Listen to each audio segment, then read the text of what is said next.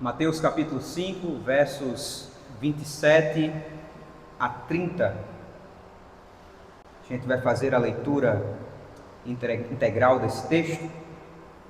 Os irmãos acharam? Amém. Diz assim a palavra do Senhor, inspirada por Ele, digna de sua atenção e reverência, verso 27. Vocês ouviram o que foi dito: não cometa adultério. Eu, porém, lhes digo que todo o que olhar para uma mulher com intenção impura já cometeu adultério com ela no seu coração. Se o seu olho direito leva você a tropeçar, arranque-o e jogue-o fora, pois é preferível você perder uma parte do seu corpo do que ter todo o corpo inteiro lançado no inferno. E se sua mão direita leva você a tropeçar, corte-a e jogue-a fora, pois é preferível você perder uma parte do seu corpo do que o corpo inteiro ir para o inferno. Vamos orar mais uma vez? Pai querido, nos aproximamos de Ti agora mediante a pregação da Tua palavra.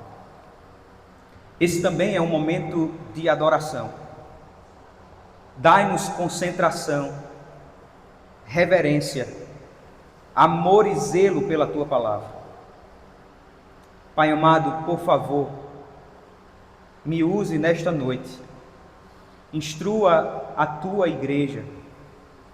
Nós dependemos de Ti, Espírito Santo. Por favor, Senhor, fala conosco e nos alimenta nesta noite. Em nome de Jesus Cristo. Amém e amém. Meus queridos irmãos, nós temos estudado juntos o maior sermão já pregado em toda a história da humanidade, o Sermão do Monte. Nele, o nosso Senhor tem instruído acerca de como os seus discípulos devem viver. É o modo de vida, como já vimos há algumas semanas, do reino de Deus. Diferente do que ensinavam os intérpretes da lei, o seguimento a Deus não se limita apenas a atitudes externas que aparentam obediência. Jesus nos mostra que a verdadeira obediência começa no coração. A vida obediente é reflexo de um coração obediente, porque o pecado, irmãos, não surge do nada. Ele não começa em sua forma visível. Antes é gestado no nosso interior, nos nossos pensamentos, nos nossos desejos, quando ninguém vê. E é justamente a partir dali que ele precisa ser tratado, no coração. É por isso que Jesus aprofunda a interpretação da lei, revelando a sua verdadeira intenção. Ele nos mostra que devemos buscar a santidade no íntimo e integridade no coração. Porque o nosso Senhor, irmãos, não está interessado apenas em mãos limpas, mas em corações purificados. Neste trecho do Sermão do Monte, Cristo trata com seriedade a gravidade do pecado e nos chama a lidar com ele também de forma urgente e radical. Não se trata, irmãos, de meros ajustes comportamentais, mas de uma transformação sincera, a começar do nosso próprio coração. Isso nos leva à mensagem central do nosso sermão. Devemos tratar o pecado com seriedade. Devemos tratar o pecado com seriedade. Porque foi assim que o Senhor Jesus fez, utilizando-se de duras palavras contra ele. A pergunta que podemos fazer então é: como podemos lutar contra o pecado? Em primeiro lugar, examinando o nosso coração. examinando o nosso coração. Olhe para o verso 27. Acompanhe comigo nas palavras de Jesus. Vocês ouviram o que foi dito: não cometa adultério. Precisamos ser claros, irmãos, e enfáticos. Como dissemos na última pregação do Sermão do Monte, o nosso Senhor não está anulando o decálogo, os 10 mandamentos da lei de Deus, mas o está interpretando de maneira correta. Mais uma vez, Jesus se utiliza de uma fórmula bem conhecida: vocês ouviram o que foi dito. Repare que novamente ele não diz está escrito, como faz quando quer citar as escrituras de forma direta. A sua atenção e crítica é então a interpretação da lei, que os intérpretes da lei estavam trazendo. Ele critica o falso ensino da lei. O foco então está no ensino distorcido, superficial e legalista, e não no mandamento em si. Só esse detalhe, irmãos, já desmonta o argumento daqueles que dizem que a lei não serve mais para nós. Jesus em nenhum momento veio se opor à lei, mas veio para cumpri-la. Ele não rejeita a lei, ele cumpre e a interpreta com verdadeira autoridade.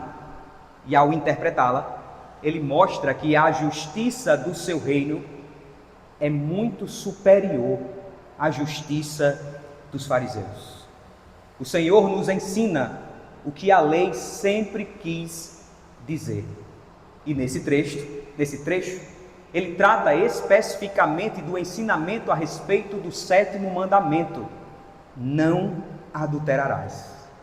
E o princípio é semelhante ao 6º, como vimos da última vez: não matarás. Os mestres da lei, apoiados na tradição oral, ensinavam que obedecer ao mandamento era apenas você não se deitar com outra pessoa que não seu cônjuge. Com isso, eles reduziam a lei de Deus a um comportamento meramente externo, rejeitando as intenções do coração. Mas o nosso Senhor vai além. Olhe para o verso 28. Ele diz: eu, porém, lhes digo, todo que olhar para uma mulher com uma intenção impura, já cometeu adultério com ela no seu coração. Jesus nos mostra que o adultério começa no olhar, no desejo, na cobiça silenciosa. Logo, esse mandamento deve ser interpretado à luz do 10º: não cobiçarás. Detalhe que os intérpretes da lei deixaram para lá. E assim como o homicídio tem origem na ira pecaminosa e descontrolada, o adultério começa na impureza do coração. Porque a lei de Deus, irmãos, não se contenta com ações corretas e aparências exteriores. Ela exige corações transformados pela graça de Deus. Jesus, é importante enfatizar que não está condenando o sexo. Deus o criou como parte da sua boa criação. Em Gênesis, ao contemplar tudo aquilo que ele havia feito, o próprio Senhor disse que tudo havia ficado muito bom. E o sexo também está aqui. Naturalmente, homem e mulher têm desejo uns pelos outros. Fomos criados assim, com a capacidade de nos unir e nos multiplicar. Não é à toa que as Escrituras vão dizer: por isso deixará o homem seu pai e sua mãe, e se unirá à sua mulher, e os dois serão uma só carne. Essa é uma união santa, física, monogâmica, fundada num pacto. O casamento é o vínculo mais profundo que dois humanos de sexos opostos podem desfrutar. é mais profundo até mesmo do que a nossa união com os nossos filhos. Porque não foram aos filhos e aos pais que as Escrituras declararam que seriam uma só carne, mas a homem e mulher. É um relacionamento profundo. No entanto, com a queda, os desejos humanos se tornaram desordenados. O que era para ser monogâmico passou a ser corrompido por desejos e práticas poligâmicas e promíscuas. Homens, já no Gênesis, têm agora várias mulheres. E em algumas culturas, mulheres têm vários homens. Práticas essas nunca aprovadas por Deus. A sexualidade, que deveria ser expressão de amor e fidelidade dentro da aliança do casamento, passou agora a ser oferecida a qualquer um. Isso contraria diretamente o que Paulo escreveu aos Coríntios, dizendo: a mulher não tem poder sobre o seu próprio corpo, e sim o marido. E também, de igual modo, o marido não tem poder sobre o seu próprio corpo, e sim a mulher. Fomos criados com desejo, sim, mas ele deve ser dirigido exclusivamente para o nosso cônjuge. Fora disso, há pecado e desordem. E meus irmãos, é bem verdade que talvez muitos de nós jamais tenhamos nos deitado com outra pessoa fora do casamento. Mas perceba que o mandamento não se resume ao ato físico. Jesus mostra que a quebra do mandamento começa antes, no coração. A cobiça, o desejo de possuir alguém que não é nosso, se configura em adultério perante Deus.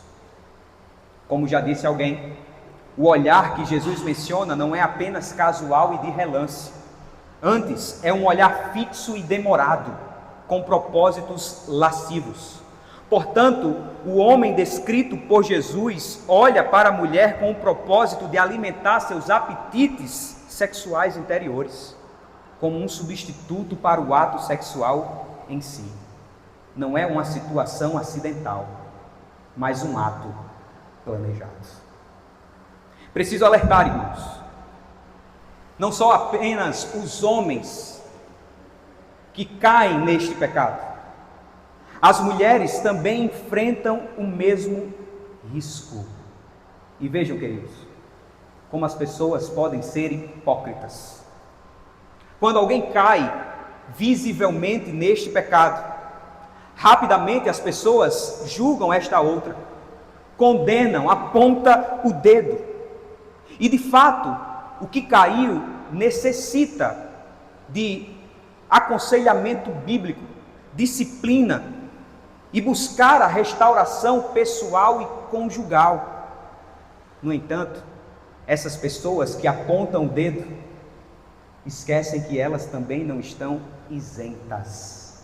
Talvez não tenham caído de maneira pública, mas quantas vezes tropeçaram em seus próprios corações? Isso não as torna também aptas para a disciplina bíblica, para o aconselhamento, e se necessário for, para a restauração, tanto pessoal quanto matrimonial? É claro, é o coração que precisa ser tratado. Nenhum aqui é superior àqueles que caíram literalmente, de forma visível, neste mandamento. Porque também, irmãos, cometemos o mesmo pecado no íntimo. Eu vou explicar. Porque o adultério, ele começa no coração. Assim como o assassinato começa na ira pecaminosa, o adultério nasce do desejo impuro. Mas talvez você ainda esteja relutante, dizendo: eu jamais desejei outra pessoa que não o meu cônjuge. Permita-me esclarecer um pouco isso. E para isso citar um dos nossos documentos de fé.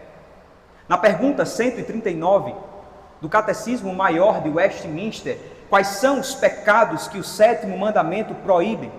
Responde o seguinte, preste atenção nisso, abre aspas: Os pecados proibidos no 7º mandamento são adultério, fornicação, rapto, incesto, sodomia e todas as concupiscências desnaturais, todas as imaginações, pensamentos, propósitos e afetos impuros, todas as comunicações corruptas e torpes, ou ouvir as mesmas, os olhares lascivos, o comportamento imprudente ou leviano, o vestuário imoderado, a proibição de casamentos lícitos e a permissão de casamentos ilícitos, o permitir, tolerar ou ter bordéis e a frequentação deles, os votos embaraçadores do celibato, a demora indevida do casamento, o ter mais que uma mulher ou mais que um marido ao mesmo tempo, o divórcio ou o abandono injusto, a sociedade impura, cânticos, livros, gravuras, danças e espetáculos lascivos,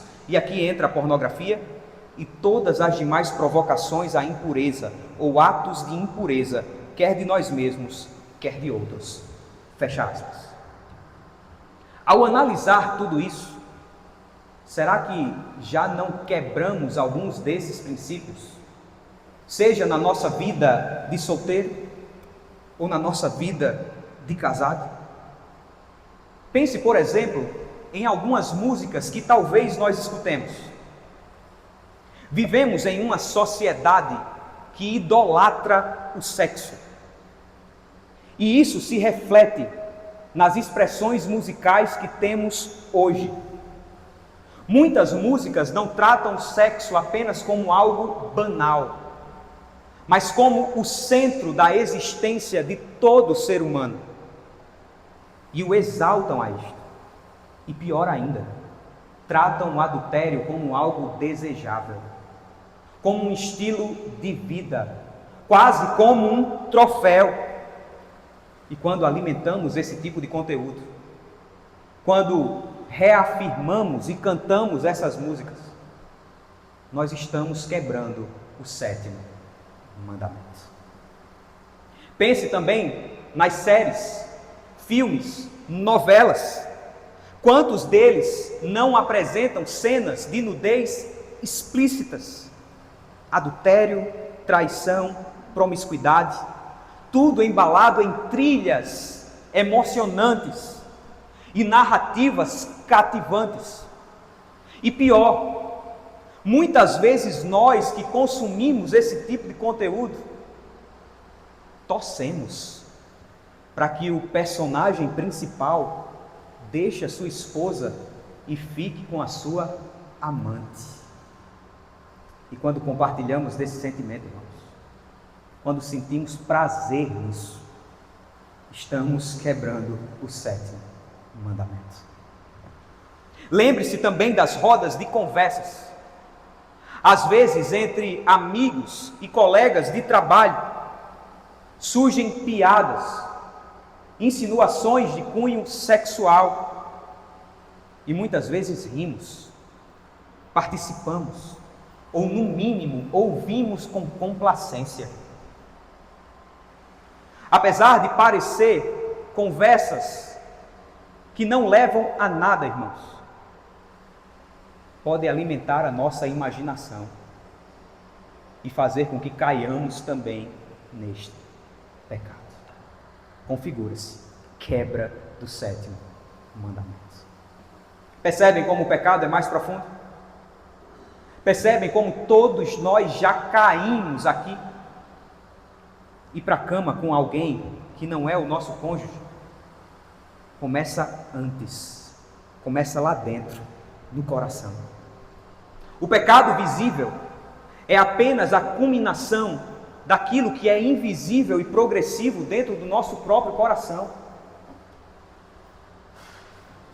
Aqueles que caíram fisicamente, visivelmente, certamente foram alimentados desta forma também que eu acabei de citar. E tudo começa com a atração. Se não for tratada, vira cobiça. Depois flertes, trocas de mensagens, caronas, toques que ultrapassam um limite, até finalmente chegar no ato sexual em si. Por isso, fuja, meu irmão. Fuja, minha irmã, faça como José, que diante da mulher de Potifar, correu para não enfrentar com orgulho o pecado. Ou quem sabe como Jó, quando fez um acordo com os seus próprios olhos e disse: fiz aliança com os meus olhos de não olhar com cobiça para nenhuma donzela. Guardemos a palavra no nosso próprio coração. O salmista perguntou como pode o jovem manter pura a sua conduta. E ele mesmo respondeu: obedecendo a sua palavra.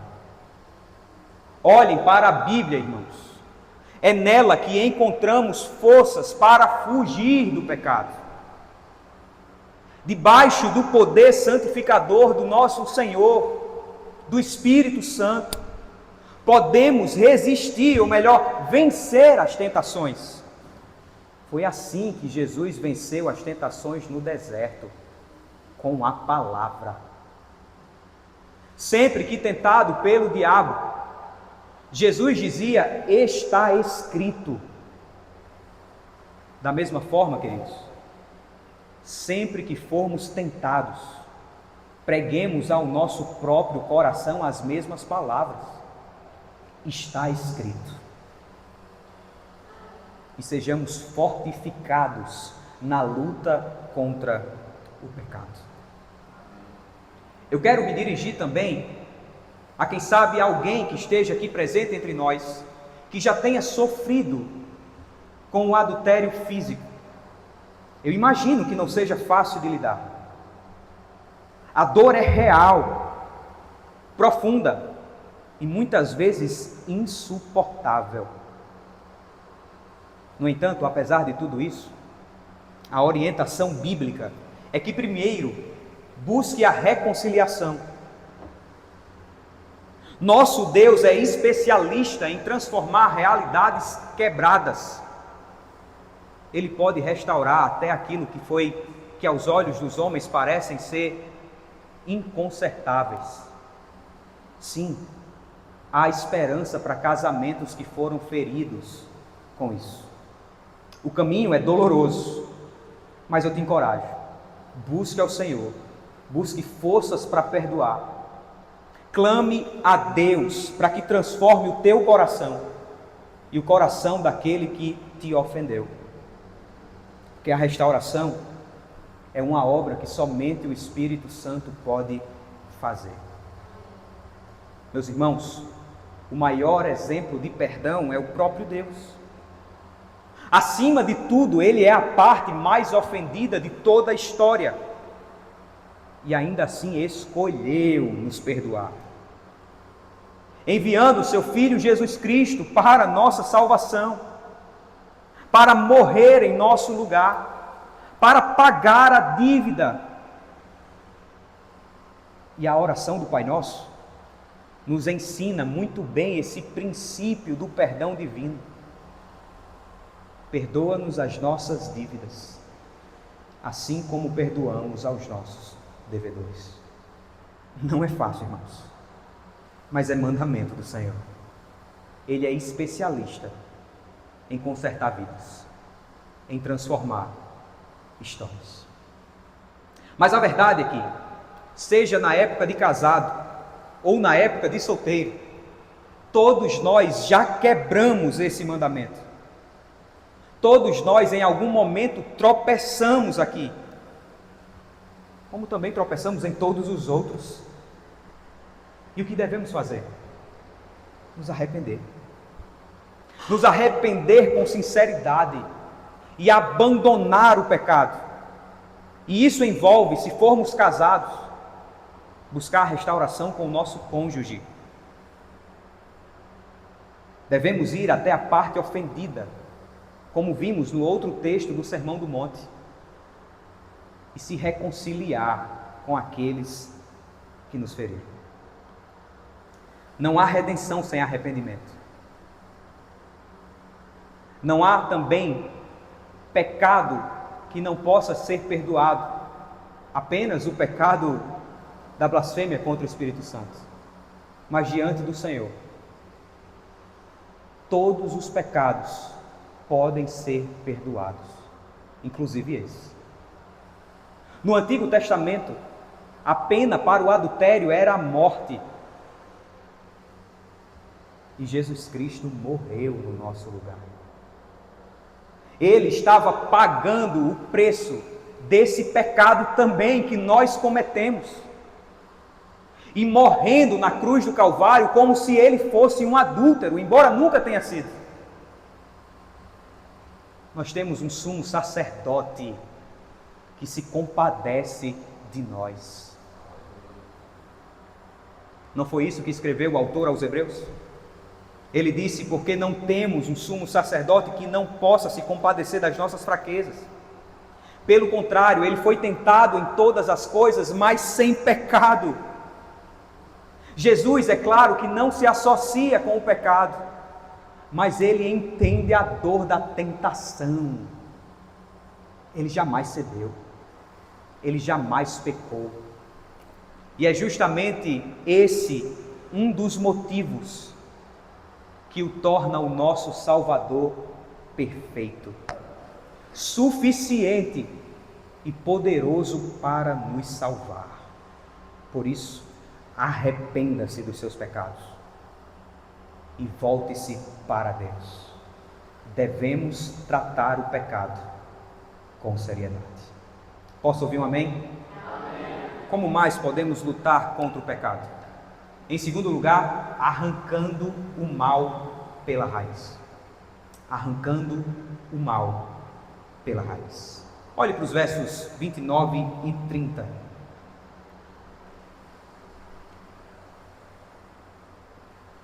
Jesus disse: se o seu olho direito leva você a tropeçar, arranque-o e jogue-o fora, pois é preferível você perder uma parte do seu corpo do que ter todo o corpo inteiro lançado no inferno.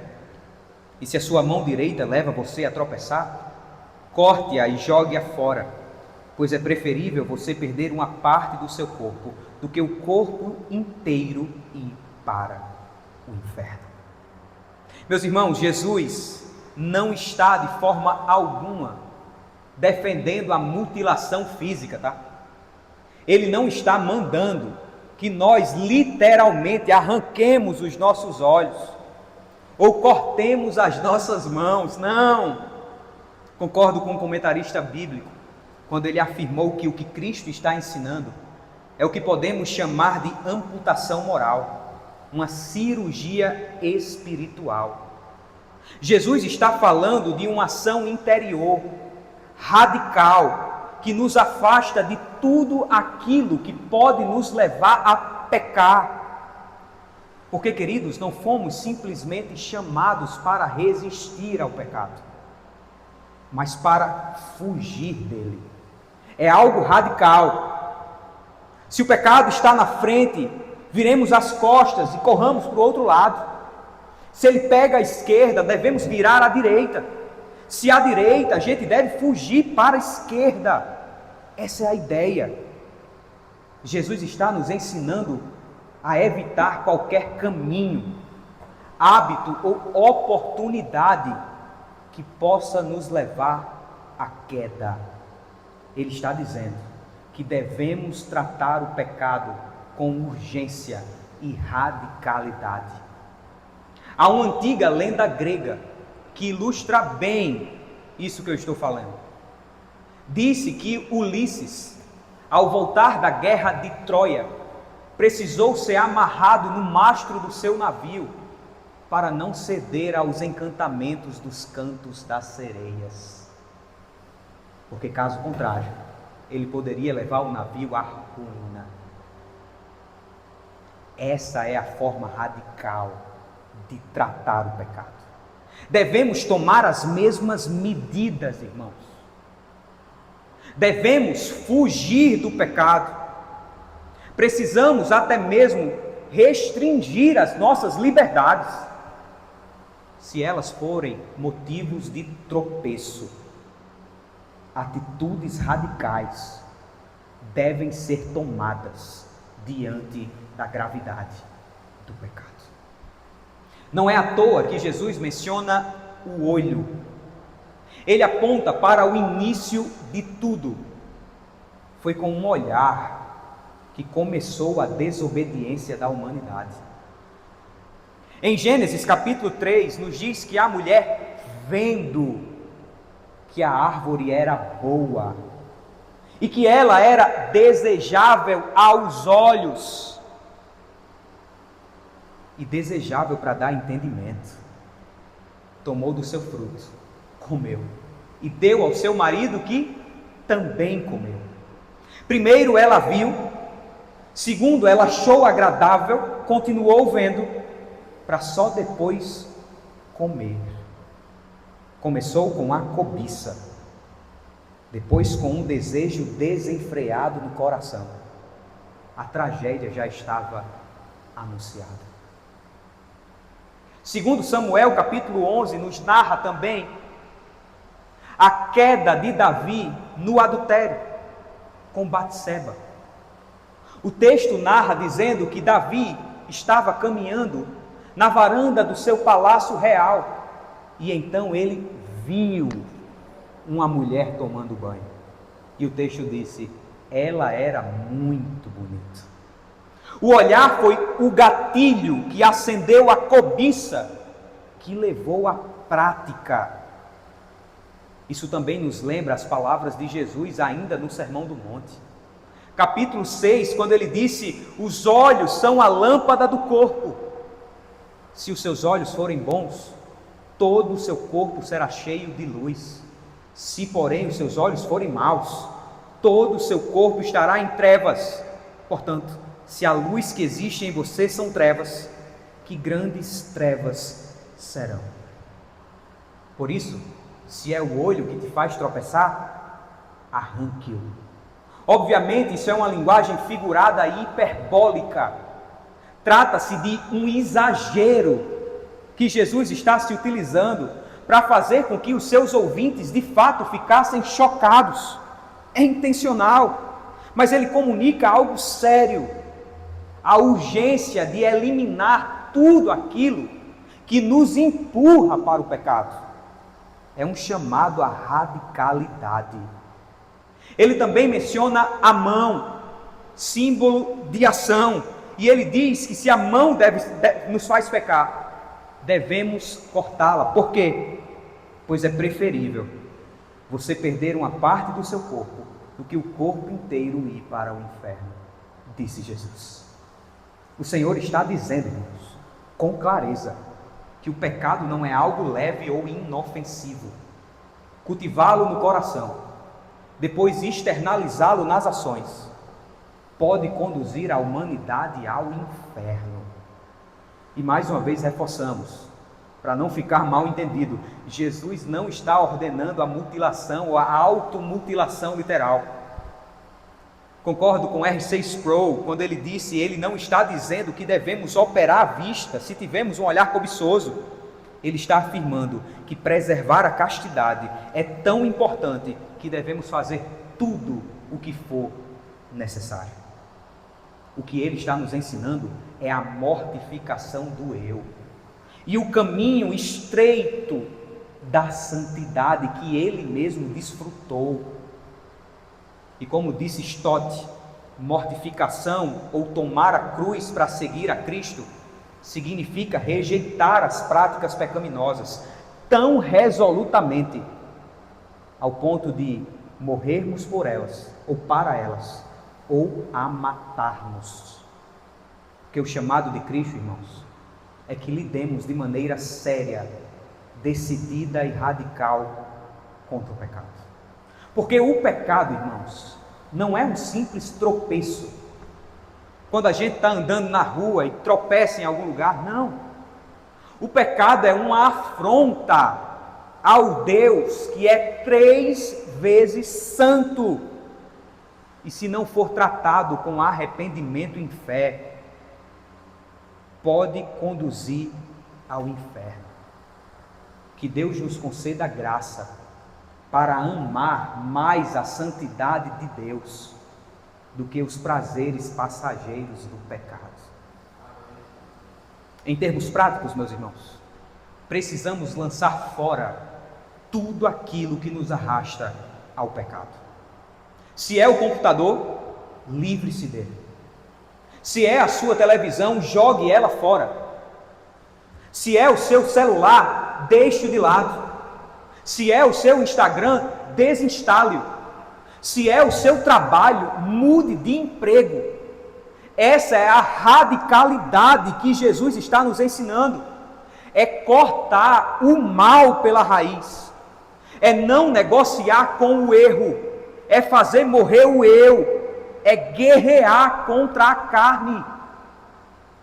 Como Paulo vai dizer aos Colossenses: fazei, pois, morrer a vossa natureza terrena.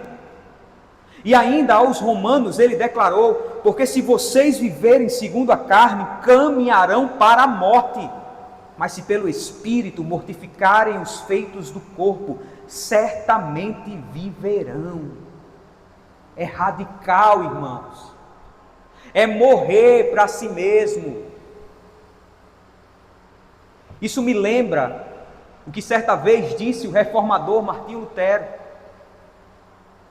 Aquele homem certa vez disse o seguinte: eu não posso impedir que os pássaros sobrevoem sobre a minha cabeça, mas posso evitar de que eles façam um ninho nos meus cabelos. Não deixe que o pecado faça um ninho no seu coração. Ore como o Senhor nos ensinou, e não nos deixeis cair em tentação, pois é incomparavelmente melhor se preparar para a eternidade, lançando fora aquilo que nos atrapalha, do que desfrutar nesta vida dos prazeres que os pecados nos oferecem. Prazeres estes efêmeros, passageiros, e podem levar à perdição eterna. O pecado precisa ser tratado com seriedade, irmãos. Olhem para a gravidade que ele carrega consigo mesmo por natureza. O pecado é o bilhete para o inferno. É aquilo que nos torna dignos e aptos para a condenação eterna. O próprio Senhor está nos alertando nesse texto sobre o destino final daqueles que persistem deliberadamente em uma vida de pecado. O pecado é rebelião contra Deus. Por isso, meu querido amigo, se você está em um relacionamento sério com o pecado, rompa com ele agora mesmo. Não trate como amigo, e sim como inimigo. Lamente-se profundamente. Chore por causa dele. E se desespere se você não está em Cristo, porque não conseguirá atingir o padrão de Deus para a salvação. O pecado, querido, é como uma arma nuclear, fatal, destrutiva, e eu nunca vi ninguém brincar com a arma nuclear. Então, por que insistir em viver uma vida miserável, de transgressão e inimizade contra Deus, se a você está disponível acesso ao Senhor por meio de Cristo, perdão e reconciliação? Não faz sentido. Por que continuar vivendo sem considerar Cristo como se Ele nada tivesse feito para a nossa salvação? Não tem lógica alguma. Eu nunca vi também ninguém preferir comer lixo quando se tem diante de si um banquete com tudo do bom e do melhor. Mas é exatamente isso que muitos fazem ao escolher o pecado em vez de Cristo. Jesus é o banquete da graça. Ele é o pão vivo que desceu do céu. Ele é a água que sacia toda a sede. E Ele te chama hoje a deixar o lixo da imundícia do pecado e a experimentar a plenitude de uma vida santa, renovada e reconciliada com Deus. Se o pecado é o bilhete para o inferno, e se todos nós somos pecadores, nós estamos então em uma situação de desespero. Vale a pena então perguntar: qual é o bilhete para o céu? A resposta das Escrituras é clara: é Cristo Jesus. Somente por causa dele podemos ser salvos. Devido ao nosso pecado, jamais seríamos capazes, por esforço próprio ou mérito pessoal, alcançar a salvação. Nós não conseguiríamos de forma alguma convencer Deus que merecemos entrar no céu por causa dos meus esforços. Bata na porta do céu, e se ouvir uma voz perguntando por que devo deixar você entrar, e sua resposta for: porque eu fui uma pessoa boa, porque eu fiz obras de caridade, porque eu ajudei os necessitados, ainda assim não será apto. Nem mesmo as nossas melhores obras serão suficientes para nos salvar. Como o profeta Isaías disse: até os nossos melhores atos de justiça diante de Deus são como trapos de imundícia. Nós não conseguimos, irmãos. Não somos capazes. E mais uma vez, em nosso desespero, podemos perguntar: como então ser salvo?